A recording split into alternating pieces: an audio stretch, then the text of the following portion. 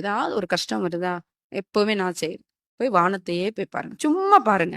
பாருங்களேன். அது என்ன நடக்குதுன்னு மட்டும் பாருங்க. அந்த பிரம்மாண்டத்த போய் தரிசிங்க.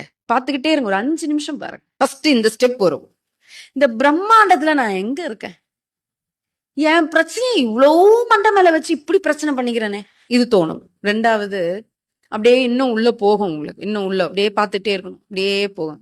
போகும்போது இந்த பிரம்மாண்டத்துல நானும் ஒரு ஆள் இல்ல. தோணாதா? இவ்ளோ பெரிய பிரம்மாண்டத்துல நானும் ஒரு அங்கம். அடுத்தது இன்னும் உள்ள போகும் மனம். அப்படியே பார்த்துட்டே. இந்த பிரம்மாண்டத்துக்கு நான் தான் அதிபதி. தோணும்.